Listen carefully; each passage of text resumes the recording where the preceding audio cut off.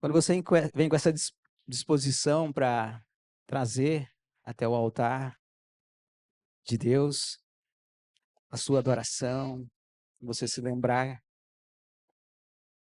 que quando a gente se coloca na condição realmente de humildade, reconhecer que nós somos pequenos, tão pequenos, e que a gente não faz nada que seja agradável a Deus, de fato, a gente até tenta ser boas pessoas, fazer coisas boas, mas a gente acaba sempre trocando os pés pelas mãos e acaba decepcionando a Deus. Mas que bom que Ele é um Deus longânimo, misericordioso. Ele sempre está dando a oportunidade para nós, todos os dias da nossa vida. Foi assim com o povo no deserto, as pessoas reclamavam da sua condição, porque Deus havia prometido uma terra que mana leite e mel, e eles estavam no deserto. Mas a Bíblia fala que durante essa peregrinação de 40 anos no deserto, eles não tiveram necessidade de nada. Deus os alimentava. Durante o dia, enquanto eles caminhavam, uma nuvem vinha sobre eles para que o sol não queimasse eles. E durante a noite, uma chama de fogo para aquecer, porque no deserto, não sei se vocês sabem, no deserto há temperaturas extremas durante o dia, mas à noite há temperaturas extremas também abaixo, quase que abaixo de zero ou próximo, temperaturas bem negativas. E Deus os acompanhava, trazia o maná e carne também, quando os codornizes caíam nos acampamentos e a rocha ferida vertia água. Aí nós podemos entender e ver o cuidado de Deus para com o seu povo. E mesmo assim, muitos se rebelavam contra Deus, muitos, né, falavam contra Deus. Isso só para a gente contextualizar. E o Marco já trouxe uma introdução está bem relacionada à nossa profissão. Eu trabalho com manutenção veicular, então foi bem propícia essa questão em manutenção, né? Por quê? Porque tudo tem manutenção. E não é diferente na nossa vida espiritual. Porque se a gente se acomoda simplesmente, eu fui para a igreja, eu aceitei Jesus, está tudo certo. Agora é só esperar o dia da glória, é só esperar a manifestação do Filho de Deus para eu subir. Não é bem assim. A gente precisa trabalhar, a gente precisa realizar algumas tarefas aqui. Porque o comodismo muitas vezes é aquela ferrugem que de repente aparece nas engrenagens da nossa vida. E a gente acaba não progredindo na nossa vida de fé. E a gente acaba não evoluindo. O estar na igreja todos os finais de semana é algo que, de fato, agrada a Deus e traz um fortalecimento para a sua vida espiritual. Mas existem coisas que precisam ser constantes na nossa vida. Todos os relacionamentos que nós temos também, seja profissional, seja um relacionamento pessoal, casamento, até mesmo um namoro, seja em qualquer lugar, até mesmo os relacionamentos precisam de manutenção. No casamento, especialmente, uma manutenção essencial e primordial é que haja não somente atitudes de cobrança, de irritação, porque sabemos que duas pessoas, quando convivem, duas cabeças diferentes, elas têm que chegar a um acordo. E é necessário que, de fato, haja essa manutenção. Haja essa parada para manutenção e reflexão do relacionamento. Porque muitos casamentos têm, talvez não durado muito quanto os de antigamente. Porque não se faz manutenção na vida conjugal. E a manutenção que eu me refiro é a conversa, aquela conversa sincera. Não é porque você convive com a sua esposa ou você convive com o seu esposo que você já acha que está tudo certo. Não, eu já conheço os defeitos dele o suficiente, eu já conheço os defeitos dela o suficiente, eu já conheço os defeitos dos meus filhos, eu sei que ele vai chegar e vai falar dessa forma. E não é assim. O Irno trouxe, no Dia dos Pais, a questão para os pais não irritarem seus filhos. Isso é manutenção. É você saber também que, apesar de você ser pai, você tem que também tratar o seu filho com respeito, com amor. E os filhos também tratarem seus pais com respeito e com amor. Isso é manutenção do relacionamento entre pai e filho. E no nosso relacionamento com Deus, a manutenção é o que nós procurarmos conhecer cada vez mais esse pai. Esse Deus que nós chamamos de pai e que tem demonstrado grande amor e paciência para com cada um de nós. Se nós fôssemos julgados, se nós imagina a seguinte situação, nós julgássemos a nós mesmos. Vocês acham que alguém se salvaria? Se nós fôssemos juízes de nós mesmos, apesar que ainda existem alguns que se acham juízes uns dos outros, mas vamos na situação hipotética que nós fôssemos julgar uns aos outros, haveria algum inocente? Alguém se salvaria? Sinceramente falando, vocês acham que alguém se salvaria? Sim ou não? Vocês entenderam a pergunta? Se nós fôssemos, numa hipotética situação, juízes, para julgar as atitudes das pessoas e as pessoas julgarem as nossas atitudes, haveriam inocentes? Sim ou não? Vocês estão tímidos. Mas é uma realidade, é uma reflexão que a gente tem que fazer. Eu afirmo categoricamente que não haveria inocente, todos seriam condenados. Porque a gente julga muito bem. A gente é bom para julgar. Isso é do ser humano. Às vezes a gente faz um julgamento e, né, porque acha que conhece a pessoa e acaba julgando mal. Pelo contrário, a Bíblia vai nos trazer algo nesse sentido. Nós procuramos ter uma boa alimentação, fazemos exercícios físicos, dormimos bem. Isso são receitas para se ter uma boa saúde, não é? Não ficar comendo essas coisas. É bom de vez em quando, né? Um hambúrguer, alguma coisa assim, né?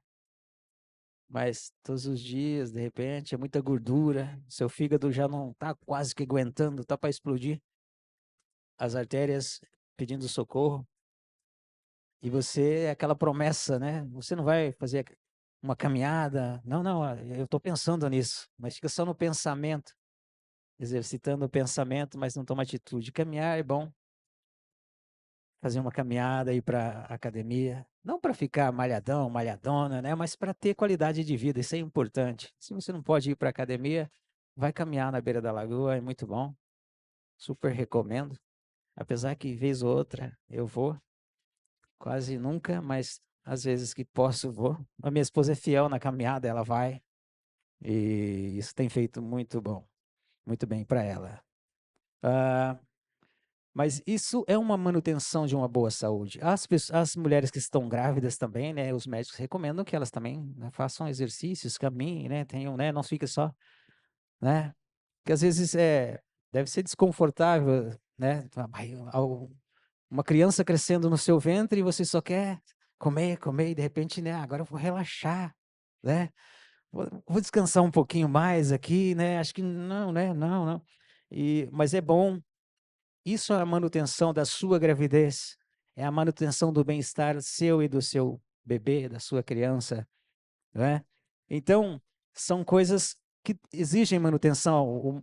O nosso carro, quando, né, precisa fazer alguns reparos, a gente leva no mecânico para fazer manutenção. E assim, se você for olhar, muitas coisas da nossa vida precisam de manutenção.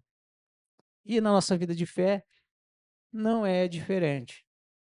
Como eu disse, se você simplesmente vem só aos finais de semana, no culto, ou uma vez por semana no PG, e isso tá bom para você, isso é uma manutenção fraca, uma manutenção, posso dizer, que não tem qualidade. Uma manutenção de qualidade é uma constância na sua vida, no seu momento com Deus, na sua oração, na sua confiança a Deus. Porque nós não temos algo que venha medir o tanto de fé que você tem em Deus. Qual é a sua confiança em Deus? Mas cada um sabe o quanto deve buscar a presença de Deus para se ter uma manutenção adequada na sua vida cristã.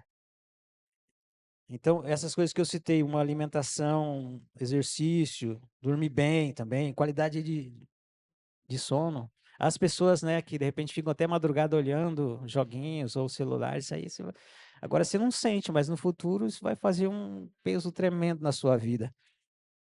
Você vai, de repente, precisar, fica no escurinho do seu quarto só com a tela do celular ligada, de repente isso faz um mal para sua vista, aí de repente você vai chegar numa certa idade e vai ter que usar, de repente, um grau de óculos bem grande para poder te enxergar.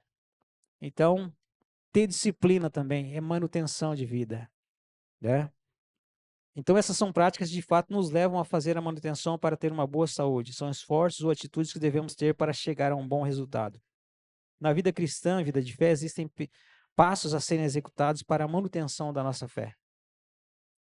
Quando eu e você recebemos e declaramos que Jesus é o nosso Senhor e Salvador, não podemos mais continuar a pecar de propósito, depois de termos recebido o conhecimento da verdade. Isso está em Hebreus 10, 26. Vamos abrir nossas Bíblias lá?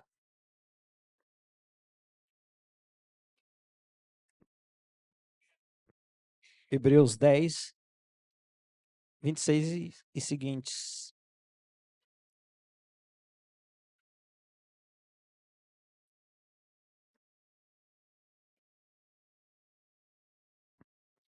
Enquanto vocês abrem, quem escreveu a carta aos Hebreus, se você for ler essa carta, ela vem sempre trazendo essa orientação no sentido da permanência das pessoas no propósito pela qual foram chamadas. E quando a gente vê a igreja de fato, a gente pôde ver aqui nos resultados, quando o César prestou contas daqui dos valores de fato, e quando você também, isso é uma manutenção também na casa de Deus, é quando você é fiel nas suas ofertas, nos seus dízimos, você traz com alegria, não como um peso. Você vê que as coisas, as engrenagens, elas começam a funcionar de uma forma harmônica, né? E isso, diante de Deus, é prazeroso, porque Deus, não que Deus precise disso, mas é de fato para ver que quão fiel nós somos para com o propósito, para com a casa de Deus. Hebreus 10, 26 diz assim: porque se continuamos a pecar de propósito, depois de termos recebido o conhecimento da verdade. Uma questão. Se eu continuo, depois de haver recebido Jesus como Senhor e Salvador da minha vida, eu continuo a ter uma vida dupla. Ah, não, na igreja eu vou no domingo e está tudo certo, mas nos outros dias eu acho que eu posso continuar a fazer as coisas que não agradam a Deus, as práticas do velho homem. Isso significa que eu não entendi direito a mensagem do evangelho, eu não entendi o que Deus espera de mim. E eu estou enganando a mim mesmo. Eu estou sendo hipócrita. Porque, de fato, a mudança vem pelo conhecimento de Deus. Aqui, claramente se faz essa referência. Se continuarmos a pecar de propósito, depois de termos recebido o conhecimento da verdade, e qual é esse conhecimento? O conhecimento revelado através da palavra de Deus, que é Jesus Cristo. Eu sou o caminho, a verdade e a vida. A verdade é Jesus. E a Bíblia fala a respeito de Jesus. Quem é Jesus para mim? O que ele significa para mim na minha vida? Já não resta sacrifício pelos pecados. Se eu continuo a fazer errado, já não tem mais nada o que fazer. Já não resta mais. Jesus, se eu insisto nessa minha vida errante, Cristo pode vir e morrer de novo, que para mim não vai fazer diferença nenhuma. Eu não estou nem aí para Jesus. quando depois de haver recebido o confronto com a verdade, eu continuo ainda a fazer coisas erradas. Eu estou dizendo que o sacrifício dele não tem valor nenhum para mim. Eu não me importo. Ele pode morrer, vir morrer de novo, que eu não estou nem aí. E isso é algo muito grave. É um desrespeito ao Filho de Deus e, consequentemente, um desrespeito a Deus. E Deus não terá por inocente aquele que desrespeita ele. Por enquanto, Deus está dando a oportunidade das pessoas se arrependerem, das pessoas se voltarem para Ele, das pessoas fazerem uma análise de sua vida e ver, de fato, se elas estão fazendo o que é correto ou não.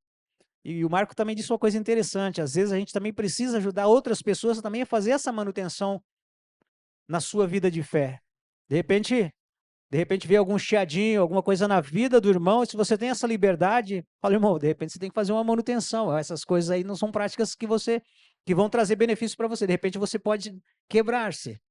Você pode vir a se quebrar e a ter, de repente, uma consequência maior. É aconselhar o irmão, é de repente mostrar para ele como ele pode resolver essa situação. É orar com ele, é dar um abraço nele, né? Às vezes um abraço é algo assim que a gente precisa. É algo que nos traz uma segurança, um conforto. E você sente de fato num abraço algo diferente. Isso é muito importante. Seguindo, o que resta então para aqueles que receberam a verdade, mas continuam fazendo coisas erradas? Resta apenas uma terrível expectativa de juízo e fogo, vingador, prestes a consumir os adversários. Aqui já está dizendo que não adianta Jesus vir de novo morrer. Se a pessoa não quer ter esse compromisso, o que está esperando ela de fato é fogo consumidor, é juízo que vai consumir os adversários. E nesse mundo, não pense você, não, mas Deus é amor, né? Deus é amor, ele vai ter misericórdia. Deus tem misericórdia de quem de fato quer receber essa misericórdia, de quem de fato quer ter uma vida diferente. Deus não vai, no primeiro momento, quando você chega todo cheio de defeitos e pecados diante dele, ele não vai falar, não, você se afasta que eu não quero ter nenhum contato com você. Pelo contrário, se ele vê em teu coração que há essa disposição para arrepender-se e entregar-se nas mãos dele, entregar a sua vida para ele, ele de fato te recebe. Mas depois de você ter feito esse compromisso com ele, você não quiser, vamos dizer, usar a expressão, as pessoas se desviaram do caminho de Deus e não se voltam, não se arrependem e voltam novamente, ou não são alertadas para fazer essa manutenção, essa volta, essa renúncia do mundo e essa volta para o caminho de Deus, o que resta para essa pessoa é juízo, é fogo consumidor, está dizendo aqui a palavra. Mas enquanto a vida há esperança, está vivo, não pode desistir do irmão. Continue falando. Olha, Jesus ama você e quer que de fato que você volte para o caminho dele. Ele espera de braços abertos. Ele faz festa quando um pecador se arrepende. A festa no céu, diz a palavra, quando uma pessoa que estava perdida, ela volta novamente para a casa de Deus. Ela se entrega novamente ao Pai. E Deus espera que ela então permaneça. Ela não venha a ser uma pessoa, né, que de repente está com o pé na igreja e o outro pé no mundo. Ou seja, está em cima do muro. Uma hora eu estou aqui, outra hora eu estou do outro lado. Não. Ou você está com Deus ou você está sem Deus. Deus não gosta de dúvida. Deus quer clareza da minha pessoa e da sua pessoa também. Deus espera isso de nós. Agora, seguimos em frente, versículo. Quem tiver rejeitado a lei de Moisés morre sem misericórdia, pelo depoimento de 2 ou 3 testemunhas. Isso é uma prática da época de Moisés, quando uma pessoa rejeitava, né, um ensinamento, alguma coisa assim, e as pessoas talvez tentavam mostrar-lhe o caminho, a pessoa de repente não se arrependia, o pessoal usava mesmo, era olho por olho, dente por dente, era porrada, soco, porrada e bomba mesmo o negócio. Era pedra na cabeça e pronto. É muito cruel esse negócio, né? Se pela, pelo, se por essa questão de de rejeitarem os ensinos de Moisés acontecia isso, imagine quanto mais severo deve ser o castigo daquele que pisou o Filho de Deus, profanou o sangue da aliança com o qual foi santificado e insultou o Espírito da graça.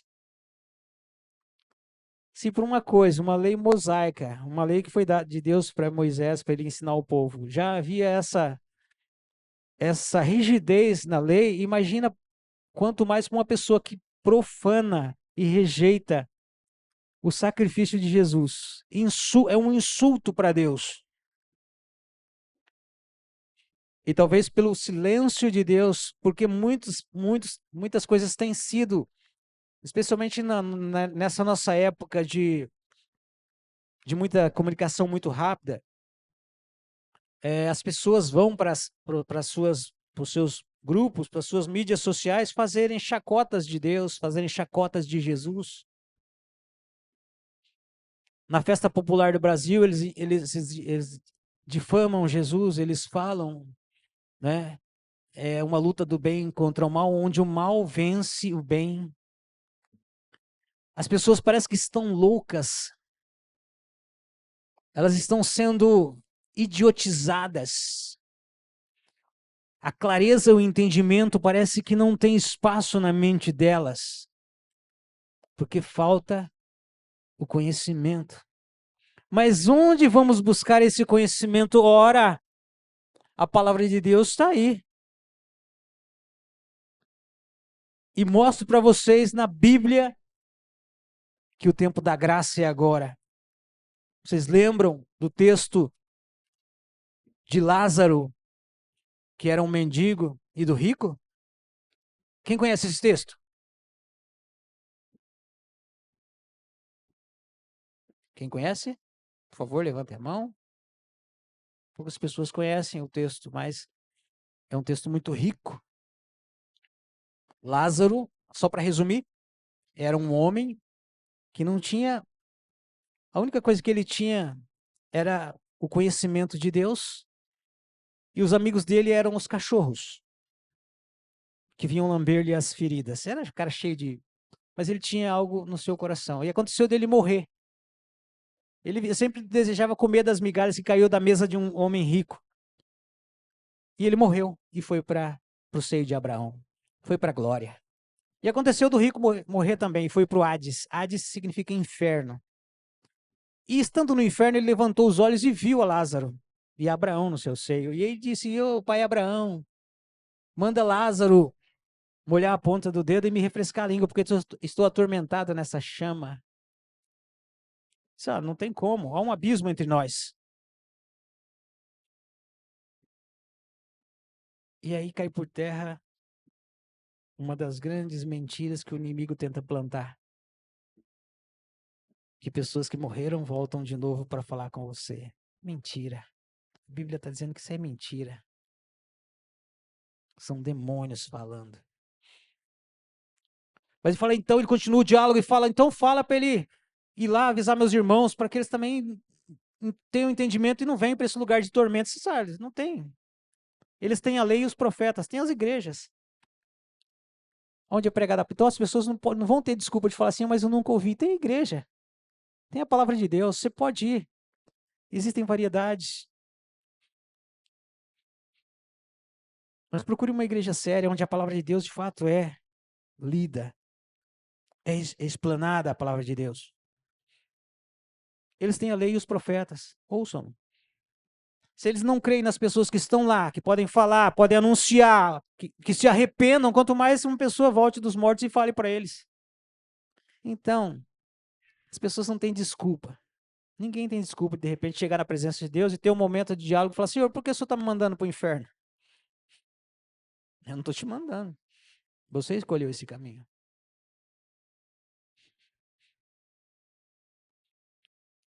A oportunidade de mudança de vida sua é hoje, é agora, o momento é já. Nós conhecemos aquele que disse, né? Porque quando alguém profana o sangue da aliança, no qual foi santificado, e insultou o Espírito da graça, nós conhecemos aquele que disse: a mim pertence a vingança, eu retribuirei. Deus vai retribuir. Não é porque você vê uma casca de bananas e fala assim: vou ter que escorregar. Não, você pode se desviar da banana. Mas todo mundo escorrega, você não precisa escorregar. Mas todo mundo faz, mas você não é todo mundo. Ei! Mas as pessoas não vai por aquilo que as pessoas, de repente, têm como algo sólido e concreto. Procure conhecer a palavra de Deus, procure conhecer o que Deus tem para você, e Deus tem coisas boas para você. Deus te ama tanto. Deus ama tanto você, que Ele enviou Jesus, o seu único filho, filho amado, para morrer por você e por mim. Olha o quanto você é importante. Na hora que estava cantando o louvor aqui, o Moraldo passou ali. Então, um abraço. Que abraço maravilhoso aquele irmão. Gostei, me senti muito. Às vezes um abraço, a gente se sente, foi um abraço cordial. Sentiu o amor de Deus na sua pessoa. Obrigado por esse abraço. É tão bom a gente abraçar e ser abraçado verdadeiramente. Então é melhor a gente escolher estar na presença de Deus, não se afastar daquilo que nós recebemos, porque a gente já sabe o que a Bíblia fala vai se cumprir de fato.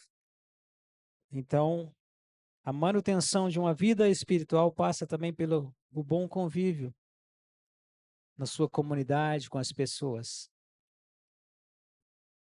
E como nós somos uma comunidade feita de pessoas, e pessoas imperfeitas, nós temos a oportunidade também de exercitar também o amor, a empatia, a longanimidade, a paciência.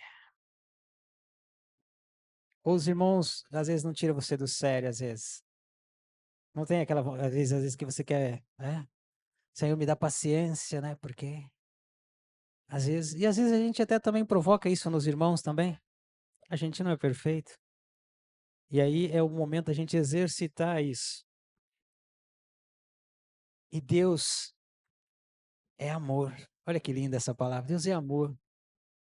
E a gente geralmente fica só nessa palavra. Deus é amor, é tudo maravilhoso. Mas Deus é juiz também. Ele é justo. E ele julga com retidão e com equidade. Ele trará juízo sobre a terra um dia.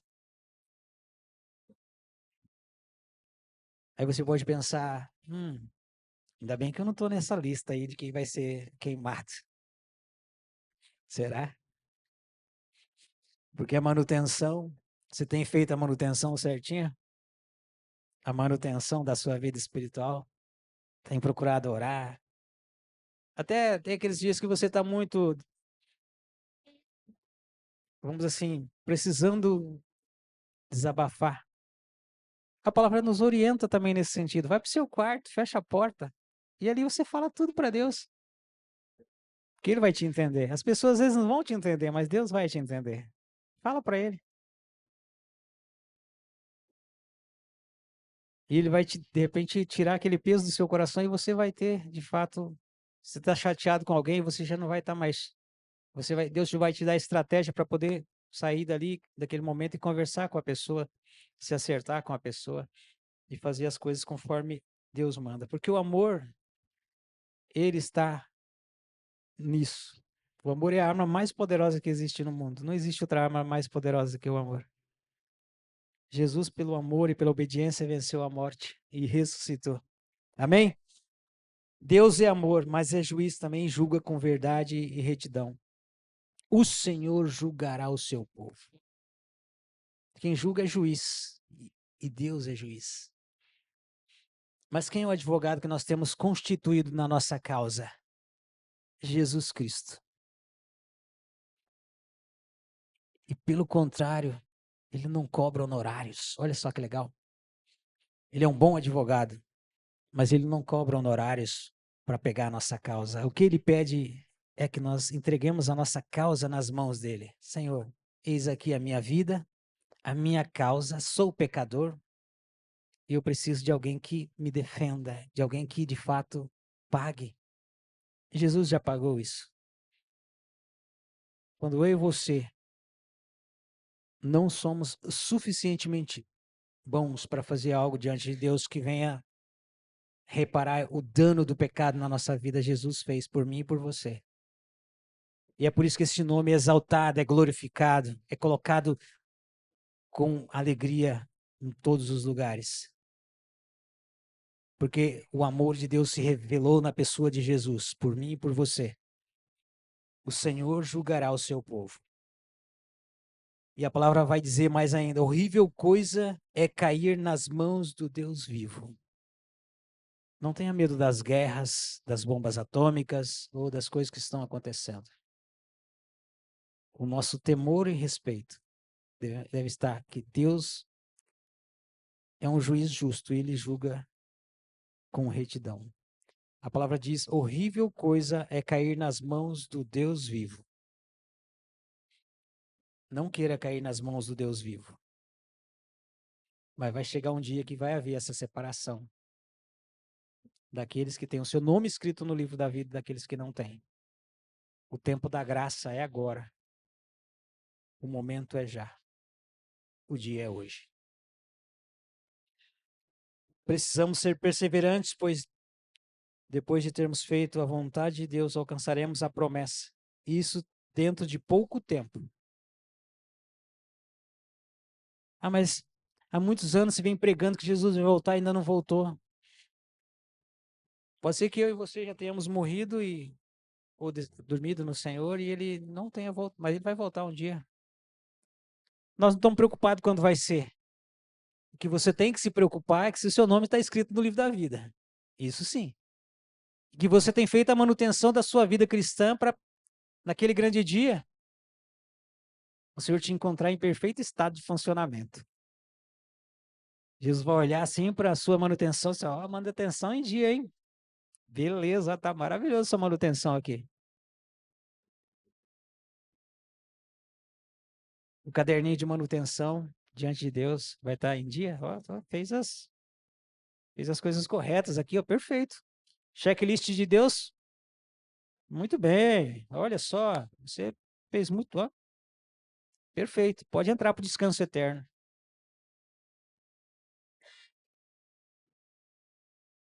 Deus é tão maravilhoso que Ele tem dado a oportunidade para as pessoas de fato se arrependerem e viver uma vida diferente. Deus, né, não quer, de fato, Deus não tem prazer nenhum na morte das pessoas, nem mesmo do mais ímpio, do mais terrível dos seres humanos. Deus não tem prazer nisso.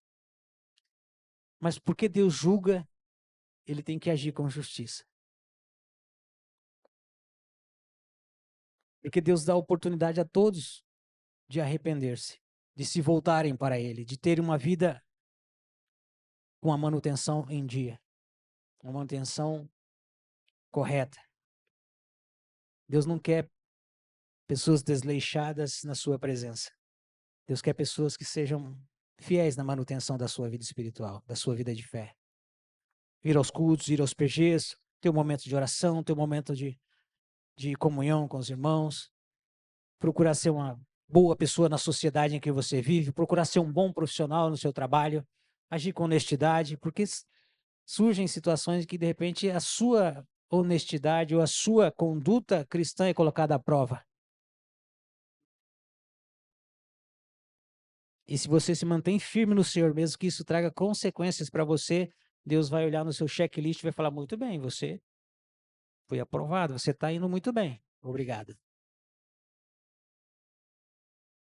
Não é fácil a vida cristã. E Jesus disse que nunca seria. Ele fala: quem quer ser meu discípulo, tome o seu colchão e siga-me. Tá certo? Onde está essa do colchão mesmo? É colchão? É cruz. Ele não falou colchão, ele falou cruz.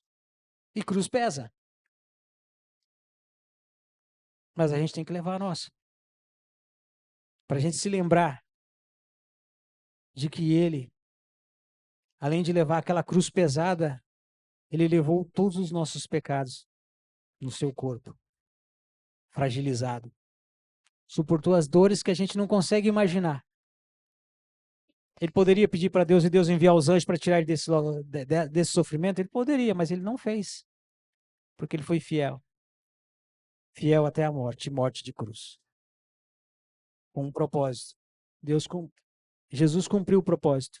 Era resgatar aquele que estava perdido, que era eu e você. E pessoas que viriam a nascer ainda. E pessoas que vão nascer ainda. Porque o sacrifício dele não foi só para aquela época, foi para toda a eternidade. E todos quantos têm nascido e têm aceitado, assim como as crianças estão sendo instruídas lá nos fundos, na palavra do Senhor, a graça de Deus também é derramada sobre essas crianças. Esses meninos e meninas que estão hoje recebendo a palavra de Deus serão homens e mulheres, pais e mães de família no futuro. E que sejam homens e mulheres honrados. Como eu vejo aqui, alguns que eram crianças quando eu entrei na igreja há 30 anos atrás. E hoje são homens e mulheres, pais de família. Eu tenho o maior prazer de ver essas pessoas. Eu cito alguns que eu vi pequenos. Eu vi o Davi pequeno, a Júlia, praticamente nascidos. Jorge, Rodolfo, Ricardo, Flávia. Baltazar ainda tinha um pouco de cabelo também quando conheci. É, mas aqui. O Denis, quanto tempo estamos juntos aí, né, Denis, nessa caminhada. Só para citar algumas pessoas. Mas você que está chegando agora, Rafael, eu vi pequeno também. Era o Rafinha, hoje é o Rafão. Tá aí. A Tati, essa galera. E eu tenho maior alegria de ver que vocês estão firmes, sendo pais e mães, e ensinando seus filhos no caminho do Senhor. Então, isso é gratificante. É isso que Deus quer de mim e de você. Isso é manutenção da nossa vida de fé. Estou vendo alguns aqui que são o futuro dessa comunidade, como lideranças nessa comunidade. E os visitantes que nos visitam também. Alegria de ter vocês em nosso meio, vindo daquilo que Deus tem feito nas nossas vidas e está fazendo também na sua vida.